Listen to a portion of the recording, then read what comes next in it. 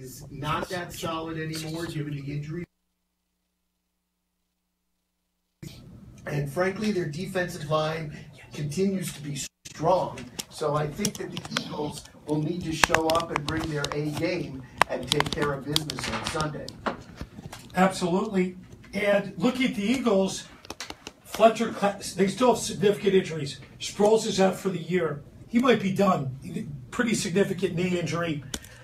You look at Fletcher Cox, he's about 1 week away from returning. But when he does, it looks like the Thursday night game away at Carolina looks like a loss to me. And this game is a very winnable game. So if the Eagles could somehow find a way to win against the Arizona Cardinals, they'll literally go 4-1. Nobody expected this. I want to welcome Spencer Gia to the show. Welcome in. What are your thoughts about Eagles-Cardinals? Well, my thoughts are about the Eagles that nobody expected this. Is you look at Washington, I think Washington actually impressed against Kansas City, but they're not like a juggernaut. That wasn't a game that I thought that the Eagles would definitely lose. It wasn't like the Eagles were going to New England. Nothing I've seen from the Eagles has really shocked me. The one thing that's a great positive, though, is their ability to close games running the ball, because when you can do that, it's just so much easier to win. And I was even talking to Bruce the other night, Gary, and it's almost like when you're watching these Eagles, like you're a little high watching the football game, because it's not congruent at all. Nothing really makes sense when you watch the Eagles. It's like, oh, here's a throw here, here's a big LeGarrette Blount run. Nothing is consistent week to week with this team. You know, every part just seems to be either high or low. And it just seems to be sloppy football. It just seems to be, unbalanced. But at the end of the day, late in the fourth quarter, their ability to run the ball, Bruce, and to win these football games, they are learning how to win. Last year, they lost so many close games, whether it be Washington twice, whether it be the Lions game where Matthews fumbles and they blow that game. They just are learning how to win close games. And when you win games, you practice a ton better. And you actually start becoming better. So just to use that analogy, so you're kind of like, when you watch the game, you feel like Jonah Hill and Get Him to the Greek? I do, except I'm not stuffing things anywhere. That's perfect. Yeah, it is true. Brand. When you watch the Eagles games, it seems like each game is kind of like a season in itself. There's some games they don't run at all. And maybe it's a learning curve for Doug Peterson when, LeGarrette Blount comes out and doesn't run at all. And then I believe that, the fans and the media are heard.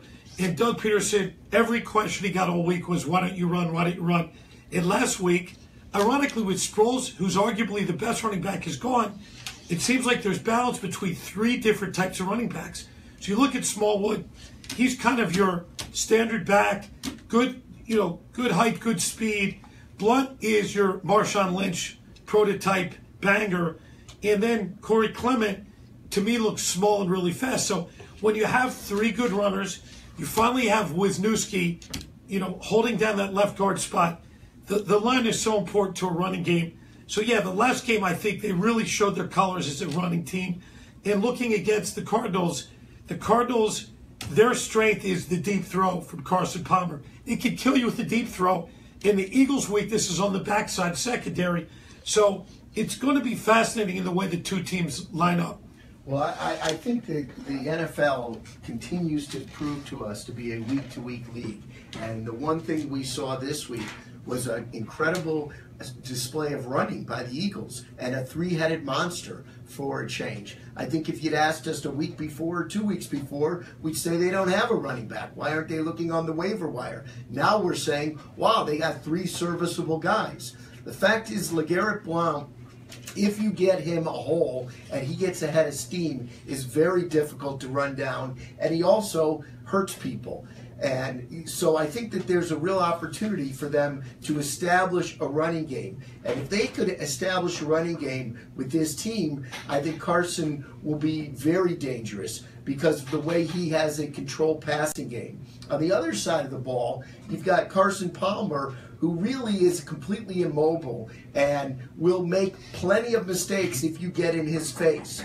I think that it's a shame that Fletcher Cox isn't going to be playing, but I think getting to him and having Jimmy Schwartz dial up some blitzes is going to be a key to this game, because you give Carson Palmer time, he's got the weapons to hurt you.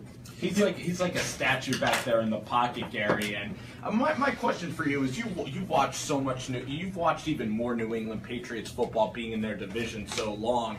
Did they change their game plan every week? Because that's what Doug Peterson said in his press conferences. Every week is a new strategy and a new week. And the reason that they didn't run the ball so much was because the Redskins in Kansas City were so great at defending the run. So do you see similarities kind of between, Belichick and what Doug Peterson is trying to do? If I was smoking something that is now perfectly legal in 29 states, I might compare Doug Peterson just a to Bill semblance. Belichick. I'm talking about strategy. I see nothing that compares Doug Peterson to Bill Belichick. So, no, I do not see that at all. And I do believe that you need to establish what you're best at. You do need to be flexible on the teams you're playing, but I do not believe each week you have a different strategy. So I want to welcome Dr. Steve Lewis. S. Lewis in the house. I know you've been listening to the show driving in. Steve's been doing something called Saving Lives, so we'll excuse him his tardiness today. But obviously, we watched the Eagles game together. I think when we watch games, I think we, not that I'm superstitious, but we always win. We worked together for the Washington game. But looking at the Cardinals, when I looked at that on the schedule, I looked at it as a loss, because I have a lot of respect for the Cardinals, particularly their defense. Josh Norman, Carson Palmer, David, the running back, who I think is injured. Well, Johnson. David Johnson, I think he's injured. Is he injured? Where'd he go to college? Northern Iowa, baby. Northern you Iowa and I. Panthers. So, but yeah, Bruce Arians, there's a lot of hot seat talk, but go ahead, Bruce. Yeah, so when I looked at that game, I kind of thought that was a loss. But right now, I watch the Cardinals. They're wildly inconsistent. They have to come across the country. I think this is a winnable game. Steve, give us your breakdown. Yeah, no question. I was listening to the show coming in, and the one thing that's impressive about the Eagles, first of all, to answer one of your questions, is Doug Peterson is becoming a good coach. He's learning how to become a good coach, and he's different from Andy Reid in that he's not trying to prove us wrong and not trying to be stubborn about it, and he's doing things now, and he's learning on the job. As far as the Cardinals game, I agree with you. When I saw that on the schedule, I thought that's a very dangerous team. A lot of weapons on that team. Johnson is, I believe, out for the game. Yeah. So, and they looked awful impressive in their last game. They went up quickly in their last game, but eventually blew it. I'm looking at it as an Eagles win. The Eagles are growing as a team. I heard Spencer talk about that the games are ugly, they're sloppy, but they're wins. And good teams win those type of games. And that's what the Eagles are doing. They're finding out ways to win. They're winning on 61-yard field goals. They're winning by running the ball, making the first downs when it needs to be. This is a team that's on the upswing. They won one road game last year. They already have 2 road games wins this year. When you look, sorry, go ahead. Okay, Spence, as far as, you're probably going to answer this question, as far as scouting the Cardinals, we're here in the Philadelphia market. We're on Rover Sports. We're at 6:10 a.m. We appreciate everybody who is listening, driving around in this beautiful day, beautiful fall weather we've been having. Thanks for tuning into Rover Sports again. We've got Gary Kaminsky, Dr. Steve Lewis, Spencer G, Bruce the Sports Doc. So Spencer, we're not all that familiar with the Cardinals. We see them on TV. They often play 4 o'clock games. Get into their lineup. Get into the specifics of what we can expect on offense and defense. Defensively, I thought that they would be a better team. Now, up front, they have like Frosty Rucker. They don't have an unbelievable pass rush, but I like their linebackers. I like Reddick. I like Carlos Dansby. I like Golson. That's a linebacker. But, Bruce, I really thought that this would be one of the best secondaries in all of football. They called it the no-fly zone a couple of years ago because you had Honey Badger, Patrick Peterson, Justin Bethel, and Jacoby Brissett. Other people like to just call him Brisket. He was able to really have a big game against this Cardinals secondary. And even you saw that Monday night game, they are an inconsistent defense. Dak Prescott was able to have some broken plays, and he was able to hurt this Cardinals secondary late in the second half. So the Cardinals are inconsistent at defending the long ball, but I would probably run the football against their defense. I would throw it on Bethel if you could. You're going to have Torian Alshon. Zach Ertz is going to have big plays against this defense. And also, you have Peterson, that's a great, he's a terrific corner. but I would keep it away from Honey Badger and Peterson if you could. I look at Arizona, though, and they didn't look all that impressive against the Niners. I think Carson Palmer, you get to him. I think the Eagles' D will actually play very, very well. Ellington's a little scary out of the backfield. He's great at catching passes out of the backfield. And then Larry Fitzgerald. Try to take him out because he's just incredible at catching the football and bringing it to the ground and not dropping it. And Larry Fitz is a big, big-time player. So I look at Arizona, winnable game, run the football, and hit Zach Ertz and Torrey Smith, hit some downfield throws against this team. Quick follow-up. Carson Palmer throws the deep ball as well as anybody. He does. He is somewhat immobile. Obviously, Larry Fitzgerald, I consider a great possession receiver. Not a speedster anymore, probably 35 years old, something around there. He's still extremely He witty. caught a wonderful, we watched the end of that game, caught a wonderful touchdown pass. You got to like Larry, even if you're playing him. But do they have any burners? Who do the Eagles have to fear on the outside from the They Cardinals? have a couple of guys. John Brown, I think he went to a small school, actually in the Pennsylvania, Ohio region. He was undrafted. He's fast, John Brown, J.J. Nelson. So they do have speedsters, but Fitz is the number one culprit because even against Dallas, Fitzgerald is running great routes. He's playing with unbelievable confidence. It's funny, Bruce, if you looked at a quarterback and you had a pro day, Carson Palmer has probably the prototypical best release in the NFL. He holds it high. He throws a really pretty ball, but he just is immobile. He can't get through his reads. He'll force it in the coverage. So it's really a great matchup, and the Eagles are favored. This is going to shock you. 6.5-point favorite for the Eagles. So that's really interesting. That's kind of good because Vegas often knows what they're doing. One name we haven't brought up is a guy named Carson Wentz. So, Gary, you watched the games. You were a student of the game. Saw the last game. Wentz really, I think, showed that he has the ability to run. Pretty fearless. He can throw the ball on the run. That's improving. Still a little bit suspect with his deep ball accuracy. What do you see from Carson Wentz? What's your view on him? Well, I'm a big fan of Carson Wentz. I think that he's growing every week. I think that he's a solid quarterback. I think he has a solid strategy. I think that it's very telling that this is a 6.5-point spread, and I think it's the right spread because I don't think this Cardinal team is all that good. I mean, the Niners are a better team than a team, and they went into Arizona and basically had that game won in overtime up until this last drive, and Fitzgerald made a great play. So I think, if Brian Hoying can move the ball on this Cardinal team, which he did, I mean, he didn't score a lot of points, but he did move the ball. I think that the Eagles, with their offensive game plan, have got to take care of business and make this happen. It should not be a tough game at all. They got to get to Carson Palmer. That's the bottom line, and he is gettable. I mean, he's been sacked 6 times this year. He's not very fast. He's not very not fast. elusive. He's not very fast. They got to get to him, and that's the bottom line. On offensively, it's about time of possession. I think Doug P's learning that he's got to run the ball. The other team can't score if they don't have the ball. Wear out the defense. And you go from there. But as far as Carson Wentz, you got to be impressed with him.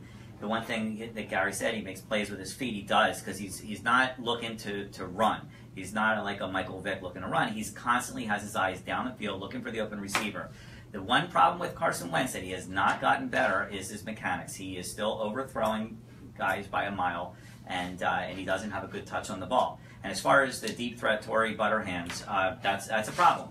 I mean, he can't catch the ball, and he's dropping too many right now. Hopefully he gets his act together. He's getting open. He's got dynamic speed, but that's a problem right now. But it's going to be a running game, time possession control, get to Carson Palmer, Eagles win. Steve, and cover. Steve, is this Eagles team a very good 11 to 12 win team, right? Are you impressed by what you're seeing with the Eagles? Even though they're winning, is this still going to be a team that's going to be around in January in the playoffs? How would you predict this team? Is this something you're really impressed with? I had them as an 11-win team. If you watch Rubber Sports, you heard me say it on the show. What's that? Yeah. But no, It's Rubber Sports. Oh, no, that's us. Never mind. But yes, because they are doing what we said earlier. They're learning how to win. They're enjoying. They're having fun doing it. And the one thing, Doug Peterson's getting so much heat in this town, and nobody gave him more heat than I did. I wasn't a fan going in. I mean, we're nitpicking about 4th and 8. They're winning games, and we're nitpicking. You called him dinner guy. Fun guy to take to dinner. Fun guy to take to dinner, right? Dinner guy. But he's learning on the job. He's getting better. And the one most important thing that you have to remember, this team loves him. They respect him. They're fighting for him. They're going through a wall for this guy. I mean, this team, when Lombardi made that moronic comment, they stood up for him and played big. And that's what's happening. There's something magical going on here in Philadelphia. It's almost like they paid off Lombardi to say that. It honestly was the best thing that's ever happened. Exactly. One thing that's really interesting is that I spoke to Gary earlier today, so we text. It seems like texting is like speaking anymore. We're very electronically plugged in. Power rankings, Bills and Eagles are top 10. Tell us about the power rankings, and that's a little surprising, isn't it? Well, I think that the power rankings, if you look at them week to week, just highlight what I've said previously, which is it's a week-to-week league. I mean, all of a sudden the Eagles are ranked as the third best team in the league. I don't see that. But right now, as of last week, I guess you could make that argument. Similarly, the Bills on some were as high as 7. And given that they beat the Broncos and Atlanta in back-to-back weeks, you have to put them at that. Are they the seventh best team in the league? Not likely, but they do have right now probably the second or first best defense in the league. The key is right now in the season, September is where these teams are starting to establish their identity, and they're starting to learn. And at this point, teams are either going to grow or some of them are going to fall back. And I think, like Steve was just saying, the Eagles are going through a process. They have young guys, and they're trying to find their identity. Given what's happening in their division right now, given the fact that you can put a fork in that team to the north of us called the Giants, and that Dallas has been stubbing their toe, losing at home to the Rams, giving up all those points, this division is wide open. And they've already got to win, going forward against the Giants. I think the Redskins are showing to be good, but they're beatable. And I think that the Eagles need to go back to NFC East football and grind that ball on and use the running backs that they have and pass when they have to.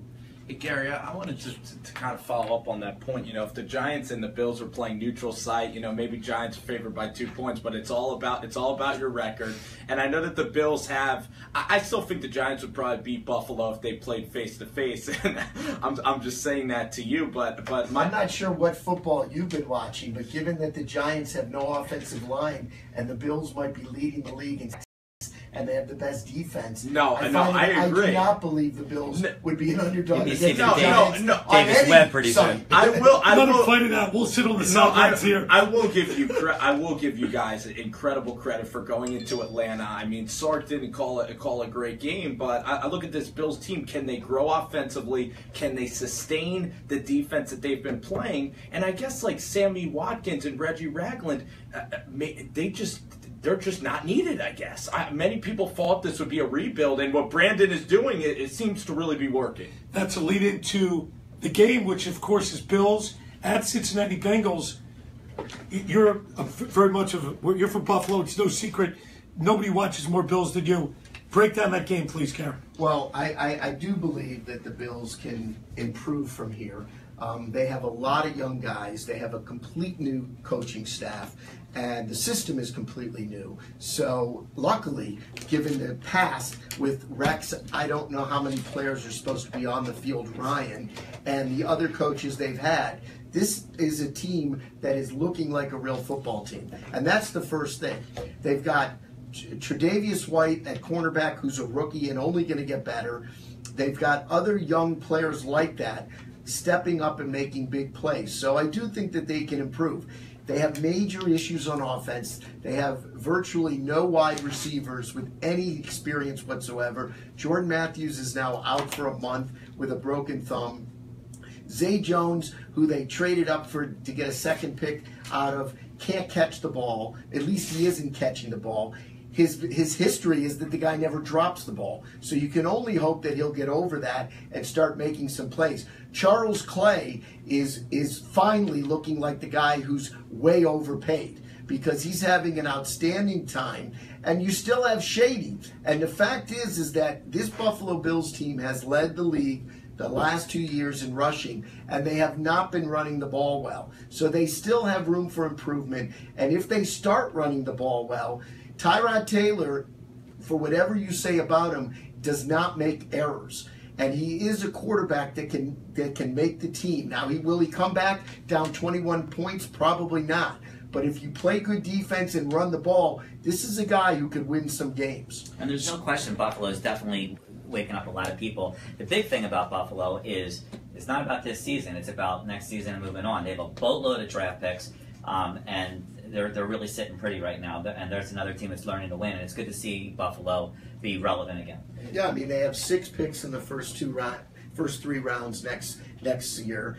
And they have a lot of options in terms of it. Now, I read today that they may be trying to trade Marcel Darius. If they could do that, it would be like a miracle given his contract. And the guy just seems to constantly get in trouble. But there's a guy who, when he actually wants to play, is as good as any nose tackle in the league. So the fact is that what we have is a young coach who everyone thought would be a good coach and is proving to be a good coach. And the schedule, which looked horrible in the past, is looking great right now. I mean, they're 3-1. They're going into Cincinnati, which is a very winnable game. It's on the road. Interestingly, They're a 3.5-point dog. Yeah, interestingly, several years ago they were 3-0, and they were riding high, and they went into Cincy and blew it, and the season fell off a cliff. So they've got to take care of business. They have a bye week after that. So I do like the matchup. I think that the Bengals have a very suspect offensive line, which plays very well to the Bills' strong depth in the front 7 on defense. And, you know, there are things that worry me. I think last week you saw the running backs out of the backfield doing very well. I think Gio Bernard and Joe Mixon are dangerous in that regard. And you can never overlook A.J. Green. Well, one thing is, against the Cleveland Browns, you'd probably be dangerous too. Right. And so it's really hard. It's hard to really assess any team. Every team looks great, and certainly the Bengals looked great then. But Andy Dalton's a guy who's prone to make mistakes. And I think the Bills' strength, that is their defensive line, they're going to put pressure. They're going to blitz. McDermott's a defensive expert. I think that even though it is away in Cincinnati, and Cincinnati used to be a big home field advantage for the Bengals, I don't see it so much anymore. But you gotta be I see careful. the crowd kind of quits on the team halfway through the You game. got to be careful. You have to ask yourself, why is Cincinnati a 3.5-point favorite? You yourself said Vegas usually has it on point. I mean, that doesn't make sense. 1-3 team. I'll tell you why. Tell us Well, why. I want to I think say it's to a trap. Gary. I think the trap game. I I think if you're going to use Yeah. trap Bye game, week. Yes. Buffalo's had some great wins. They pulled out some stuff. They're playing a team that has a bad record. If there is going to be a trap game or a letdown game on the road, I'm rooting for it's Buffalo, but I'm certainly taking the Bengals. No, I came across like I didn't like Buffalo, so I want to set that straight. Like, first of all, Love Buffalo. I respect them as much as any fan base in sports. And it is totally a trap game. One of the biggest wins in franchise history. And then you have a bye week. You go to Cincinnati. I think Cincinnati, by the way, this was a team that should have beat the Packers at Lambeau Field. That's how much better the new offensive coordinator is there. It is a scary, of course it's going to be a trap game. And that's why, like last year, hopefully the Bills can pull it out. It would be great to see them sustain. This is the biggest. I'm going to learn more about Buffalo this game than through the successes of the Atlanta game. We're going to learn a For lot our Rover about sports Buffalo. fans out there who indulge a little bit, this is a game I would avoid. Betting? I just what's that? Betting? Yeah, I wouldn't take. I think it's a It's hard just- read. It I think looks it's a like tough read. It's a It's tough a read. scary game. No, it's not. It's really Everyone, scary. you look at this and you say, "How's Buffalo getting 3.5 points?" I'm in, and that's a carrot. You got to be careful. I do agree that Vegas seems to always know, although I don't know if they knew that the Redskins were going to give up a late touchdown on Monday night. That was which the really worst. that was the ultimate incredible. beatdown. That was That's a incredible. betting beatdown. That was the worst beat That was so ever. funny. That was the worst beat. 59 seconds, 59 minutes, 59 seconds. And if our friend You know what's Andy really is funny? out there listening, I suspect he either won or lost on that play. And why does he kick it with 8 seconds, right? Why doesn't he run it to 4 and kick it and it's over? You know what's funny? because they have. It's not always fashionable to talk about the betting line Yeah. on national TV. But Spencer immediately said that looks like it could affect. The announcers in the game talked about it, Yeah, and they got everybody's it, yeah. talking about it was a bad beat. It's the worst And beat if ever. you're betting on a team and you lose the game in that regard, some completely quirky fumble. There's only 4 seconds left, and the other team scores a touchdown. that is a very bad beat. But the betting lines do tell us things, so it's important. We don't talk betting lines ever on the show, but when you see only all the time. Only all the time. But when you see something like that, it tells you something. So well, look, I will say this: one thing about the Bengals that they've been consistent through 4 weeks is their defense. They have played good defense. So, and the Bills' offense has been serviceable, but not blowing anybody out. So I think that the Vegas handicappers are looking at that factor and saying, I hear you, but I do believe that the Bengals, if they show up at home, can take care of business and win this game. And once again, I think the Bills' defense will have to lead, and they'll have to lead with turnovers. And that's what happened on Sunday in Atlanta. At halftime, when they went into the locker room, Leslie Frazier said, we're playing good defense, but we need to turn the ball over. And they proceeded to do exactly that. And they got 3 turnovers in the second half, 1 for a touchdown.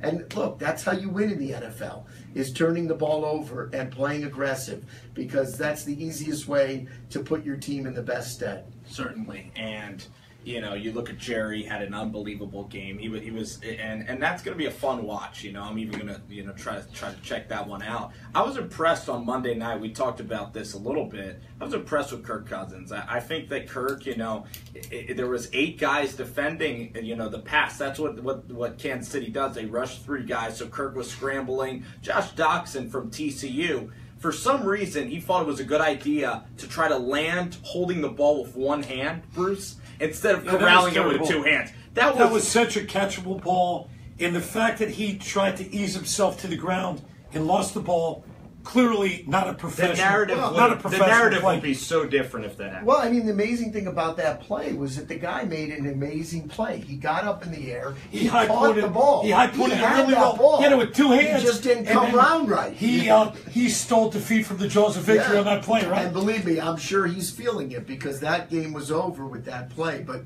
I have to agree with you about Kirk Cousins, and I'm stand corrected with regard to him. Not only did he play well, we all know he can throw the ball, but some of those plays he made on that final drive, which ended up not being the winning drive, but should have been the winning drive, where with his legs, he just gutted out first downs. It was very impressive to see. And, here's a guy who's lost his starting receivers and is working with, basically a rookie running back, another running back who doesn't seem to be able to hold the ball. Why he's in the game, I don't know. And, frankly, at times, the Redskins' defense looked unbeatable.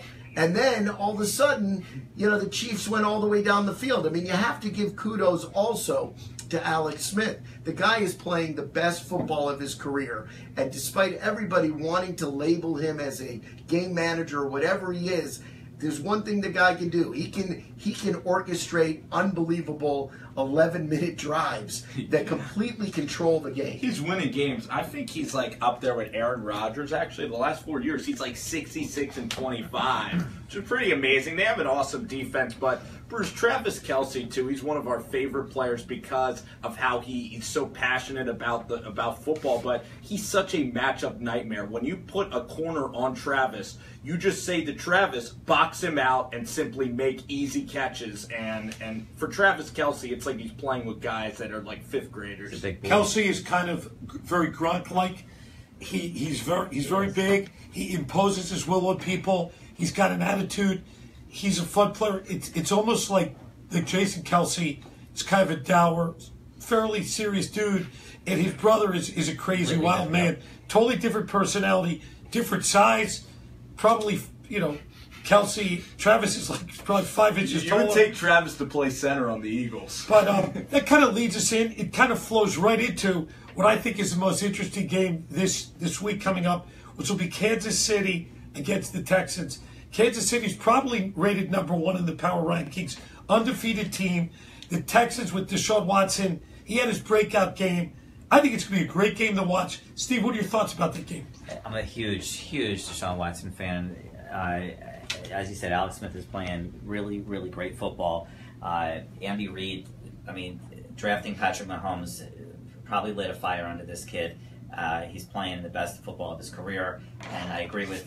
I think Gary said he's not a game manager. He's a legitimate #1 overall pick, and it took maybe Patrick Mahomes to light this fire to get to the next level.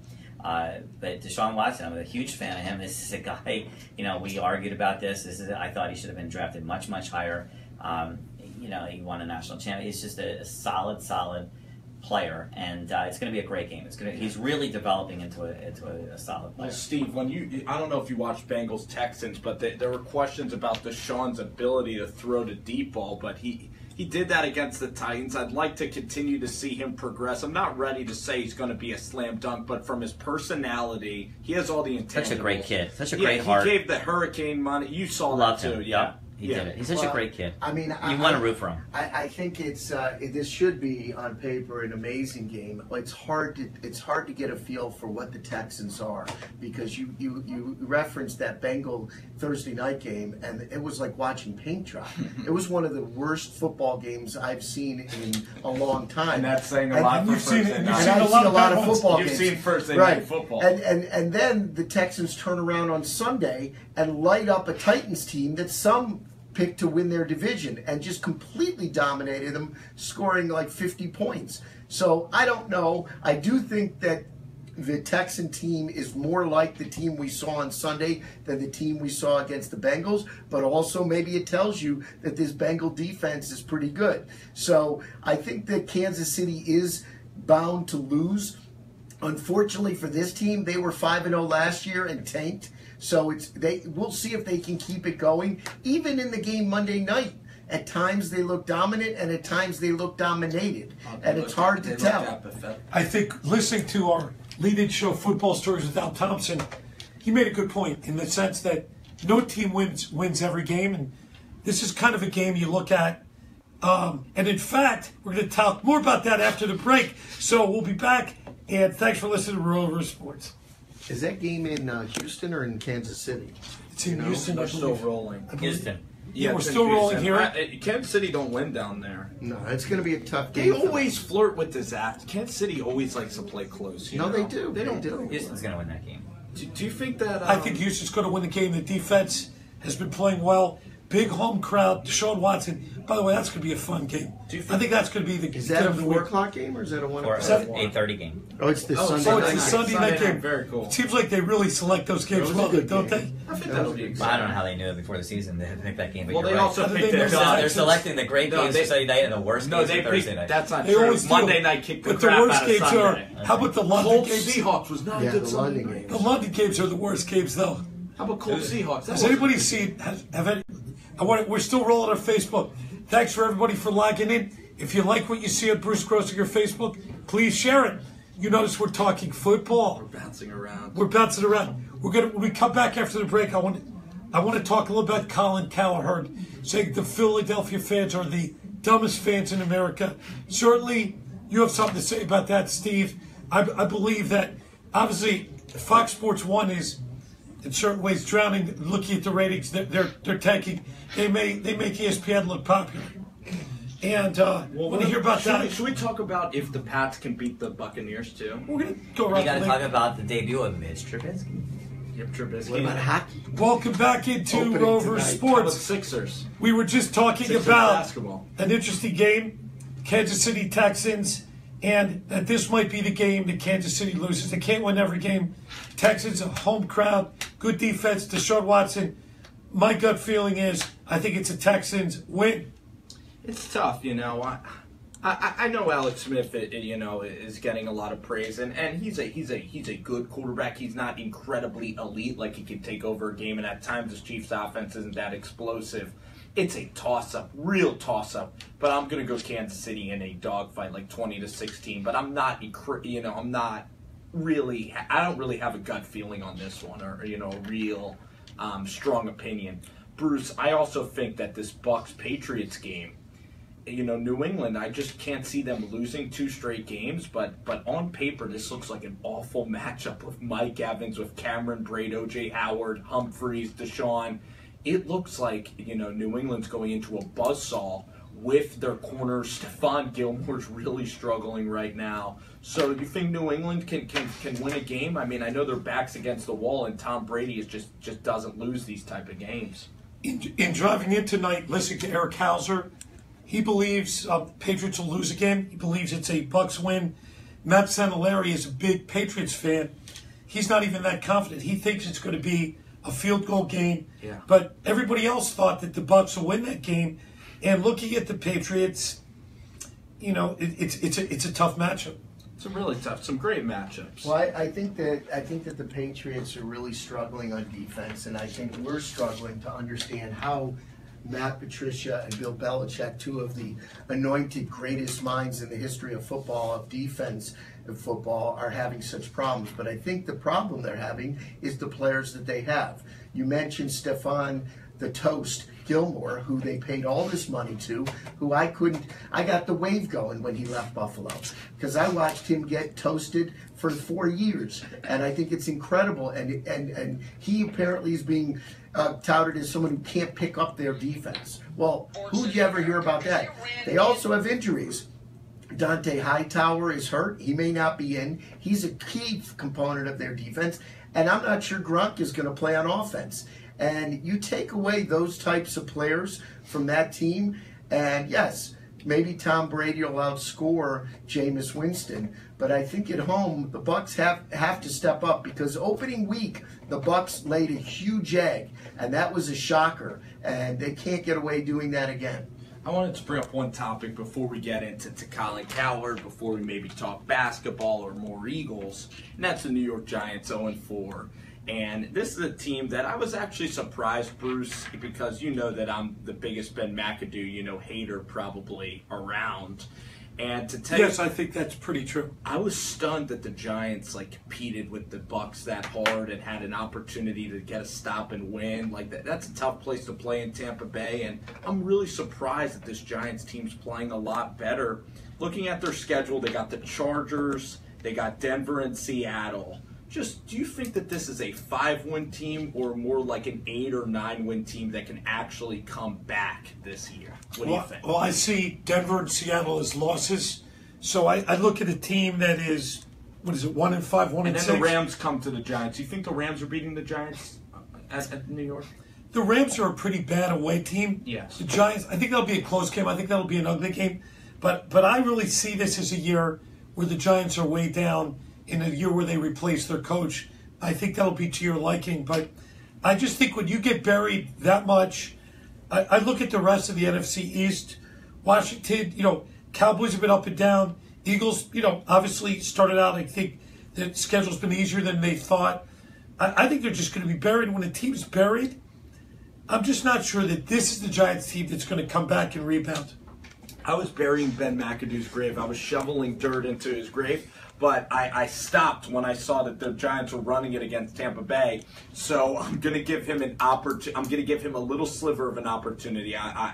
Because with Ben, I was so surprised how they played against Tampa that I think that the Giants, I'm not going to count them out, actually. I think they could make magic with that. We have a question. Lisa from Reading, one of our big fans. She's line. Colin Cowherd. Everybody saw it. I think everybody listening to the two other sports stations in town, that was the talk yesterday about how the Philadelphia is the dumbest sports fans. Cowherd has always ridden the Philadelphia fans, the media, the teams. He's no fan of Philly, but this time it was a very direct shot to the bow. Your thoughts, Steve? Well, I think that he is a pretty knowledgeable guy overall. I mean, he's not the guy that's saying crazy things for ratings, and I think this is probably something he believes, but I think it was also to spur some interest, and he really did. I think what he said, I really disagree with. I mean, it was the most ridiculous comments I've ever heard in my entire life about first of all, he talked about Andy Reid and how we ran him out of town, and Andy Reid didn't have a quarterback, and I'm not sure what he was looking at with Donovan McNabb. I mean, this is a guy that was a great quarterback. It was a guy that he picked number 2 overall in the draft. But it was Andy Reid running, times for a change. I mean, he left at 4-12. 14 years, right? He was here 14 years. And he lost championship games at home, games that he was favored to win. there was still disappointment, and it's about winning the Super Bowl. And he's comparing Andy Reid to who's never won a Super Bowl to anybody. Andy Reid is, for all intents and purposes, the greatest coach in Philadelphia. Okay, but his time is up, and I'm not sure that the fans ran him out of town. It was time for him to go at 4-12. He talks about Terry Francona running him out of town. Terry Francona didn't have a great record. It was his first experience as a manager at the major league level. He's right now considered the greatest coach in baseball, the greatest manager. But the comments are ridiculous. I mean, it's. He also, back in the day with Chip Kelly, he took a lot of shots at the Philly media and also the Philadelphia fans for running Chip Kelly. He said that Chip Kelly's this great basketball mind. Well, right now, I don't see anybody running to get Chip Kelly, and I think he's on radio somewhere. He's a great basketball mind. He's not a great. Well, I'm not sure. He said basketball, but we know what Bruce meant. But he's a. So I say basketball mind. No. Chip Kelly is a.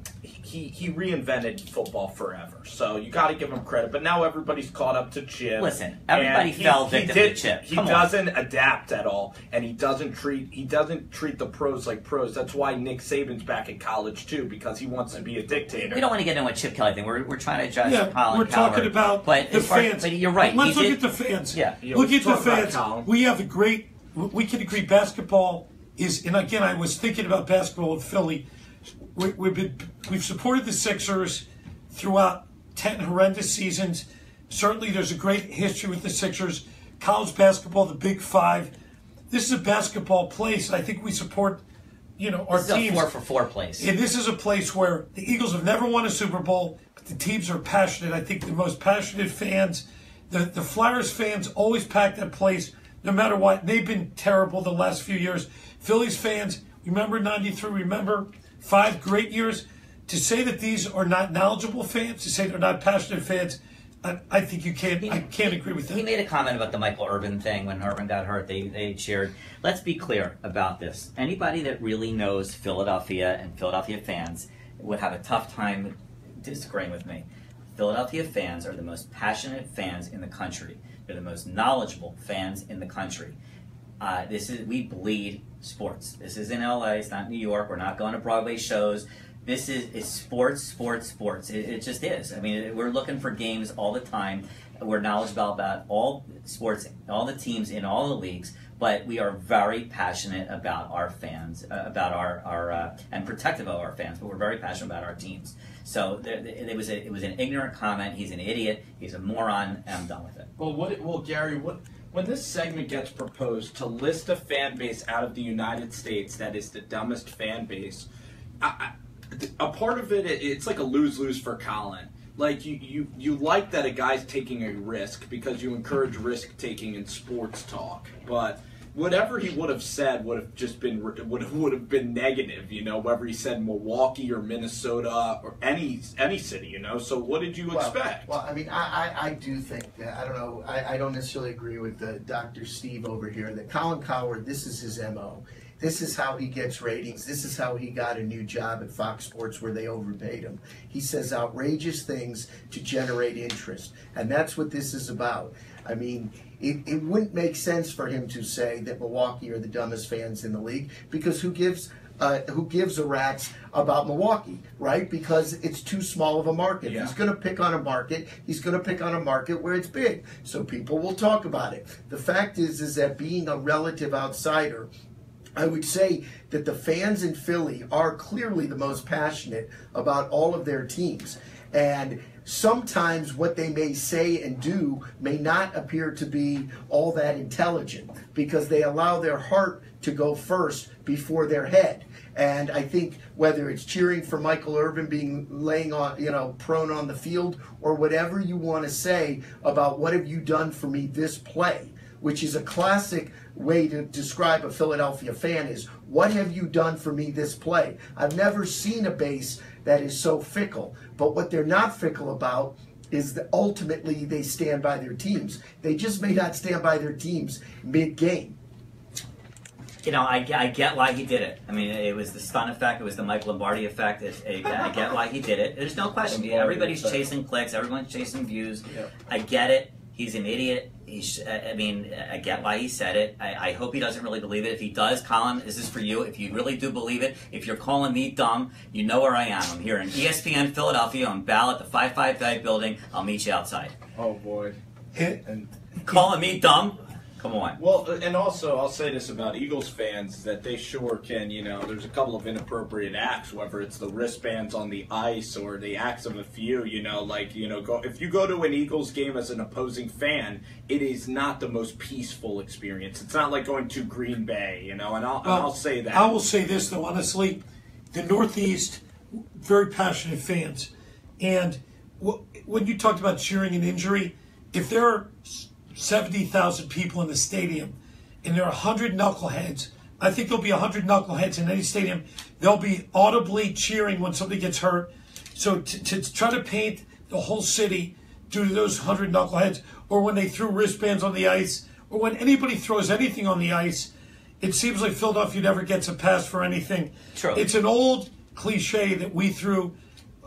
Here in Philly, we threw snowballs at Santa Claus. Confirm their worldview, and Cincinnati's never on TV. But this goes on San every Diego's city. never on TV. It goes on every Well, city. San Diego's never on TV now because they don't even have a team anymore. But here's the thing.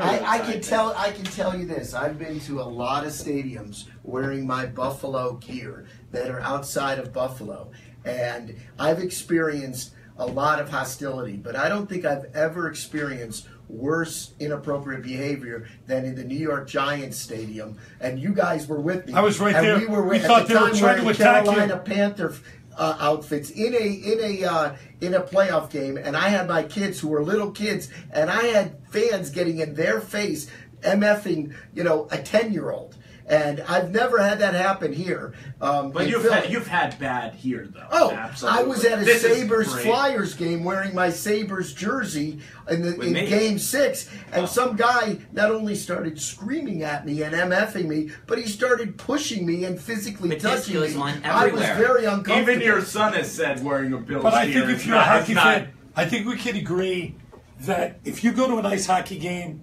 there's a lot of beer that's all over the NHL. And if you're blatantly, wearing, not it's a bad thing, if you're wearing an opposing team jersey, and if you're there with one of the 10%ers who've had a little bit to drink, a little beer goggles, that could happen that could happen anywhere. It's disappointing. I look at the Giants fan base as being 70-year-olds, and they won't even stand up on third down. And the Jets fan base is more unpredictable. So it's just what happens. Right, wrong place, wrong time sort of situation. And I've been giving this guy enough time. You do. All right, let's- Well, I think we just want got to say, like let's I move just basketball. want to You do say- like feistiness in a stadium, but not like. I just want to say one of the worst experiences I ever had was in Miami. And I would say I think the Miami fans are some of the dumbest fans, rednecks I've ever All right, experienced. good point, okay. Okay, so Yeah, we what can- I want to talk about we can is agree on that. something's pretty exciting. Starting tonight, Sixers will be, granted it's preseason, they're playing Memphis at home, and on Friday night, they're playing Boston. Again, it's preseason. And just for a little bit of time, I want to just make some quick hits about the Sixers, and then we're going to get into Eagles predictions. So number one of the articles that came out that was a little interesting is that Markel, I'm saying his name right, Fultz, he apparently on his own tried to change his shot because it came out that he's trying to hold the ball a little bit higher, and he always had a pretty nice shot, and now he's having some head problems, and now Brett Brown literally said he's having trouble with his shot, and they've got to reteach him how to shoot. That's not very encouraging as the season is beginning, especially because Ben Simmons is never known as a shooter. I don't know if you heard that rumor or what your thoughts are, Steve. I'm not worried. I mean, this kid's got a good head on his shoulders. I did hear these things. I'm not concerned at all. And as far as Ben Simmons, they're calling him at 6'10". I know that we saw rumors and reports that he was up to 7 feet tall. He is getting stronger and stronger and stronger, and he said it himself, I know how to put the ball in the basket. So this is going to be an exciting team. I said it before, though, it all centers around number 21, the center, and he's got to be on the court, and he's not going to be playing Some of the tonight. good news is that he's playing on half court, 5-on-5. It seems that they're going to nurse him into the season. And he's been doing his Rocky impression running around the neighborhood, if you saw that. Right. And he's also very much a man of the people. We went to the last Eagles tailgate. In fact, he took a picture with your kids, And so he definitely is out there.